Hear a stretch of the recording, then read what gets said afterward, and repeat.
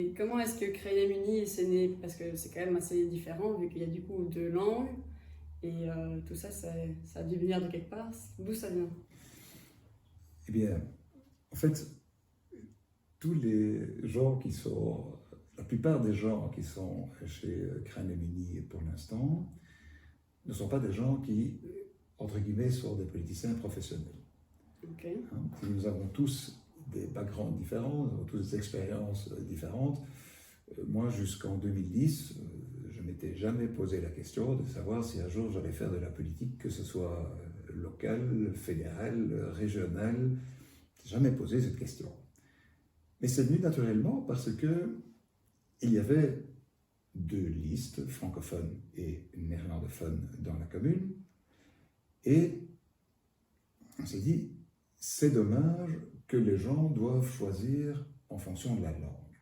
On va déposer une liste bilingue, où finalement on ne met pas l'accent sur les aspects linguistiques, tout en défendant le système des facilités, parce que ça c'est absolument essentiel. Donc il faut que les gens qui souhaitent leurs documents en français puissent les recevoir en français, qui souhaitent s'exprimer en français dans la commune puissent le faire, et ça c'est prévu dans le cadre des facilités linguistiques, et donc il fallait aussi que cela soit respecté, et pour nous c'est très important, puisque c'est un facteur de stabilité.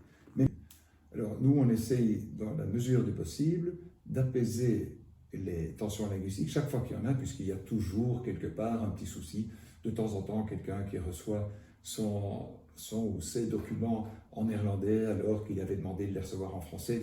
Bon, mais on n'en fait pas un cas très important. On dit simplement, voilà, on va régler la situation, on va s'arranger pour évidemment que ce soit corrigé, que ça n'arrive plus.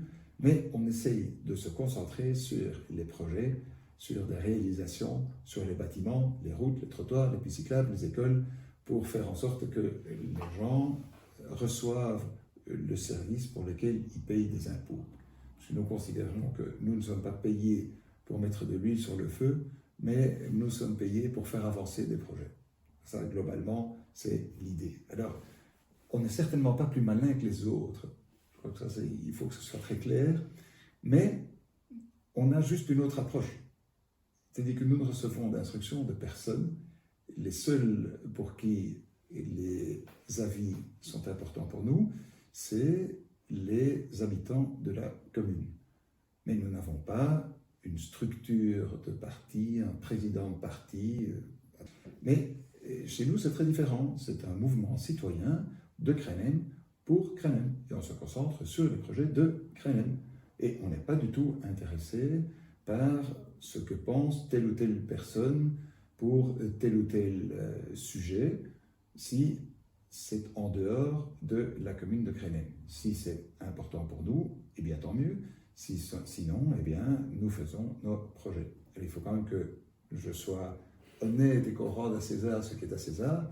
Nous avons une alliance avec un groupe qui s'appelle PK, Pro-Crenem, qui lui est constitué de gens qui ont des antennes au niveau politique, puisqu'il s'agit du CDH, de l'OpenVLD et de CDNV, et plus un certain nombre d'indépendants. Donc, en 2010, la commune se trouve dans une situation où elle est obligée d'augmenter les impôts. Et là, entre autres, grâce à l'initiative de notre fondateur, qui est le général José Michaud, on s'est dit, mais il y a quand même un certain nombre de soucis dans la commune, qui par ailleurs est une commune formidable, mais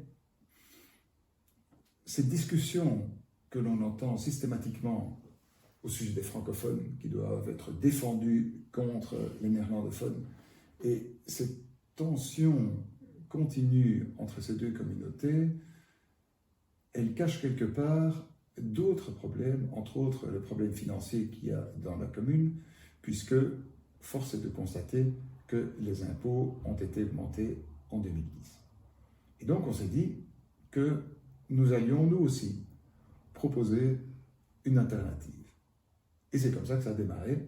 Donc en 2011, c'était encore un vague mouvement. en 2012, c'était les élections communales, donc en octobre 2012, et à l'été 2012, on s'est réunis, on s'est dit, mais tiens, qu'est-ce qu'on fait? Est-ce qu'on reste un mouvement citoyen sans ambition politique et simplement rester actif sur les réseaux sociaux, sur toute une série de plateformes, ou bien est-ce qu'on va une étape plus loin et on dépose une liste, donc une liste politique, où on pourra avoir des élus. Et c'est ce qui s'est passé. Nous avons déposé en octobre 2012 une liste, enfin, nous avions une liste en octobre 2012 et nous avons eu 4 élus. Alors 4 élus sur 23, c'est pas beaucoup évidemment, mais nous avions aussi les néerlandophones qui étaient avec nous dans l'opposition, et donc nous avions eu pendant 6 ans une configuration de 16 élus francophones et 7 élus dans l'opposition, dont les néerlandophones et Krijnemuni bilingues. Alors en 2018, on a remis le couvert et on s'est dit, ben voilà, c'est tout à fait intéressant. Hein, on a appris pas mal de choses, puisque quand on est dans l'opposition, ben fatalement, hein, on est obligé de bien étudier ces dossiers, de regarder tout un certain nombre de projets.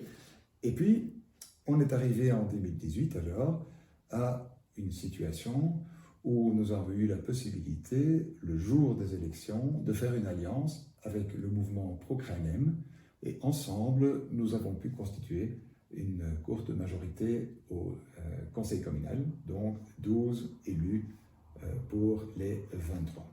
Une courte majorité. Alors, système intéressant, j'ai expliqué un petit peu que les échevins étaient élus directement sur base du nombre de voix.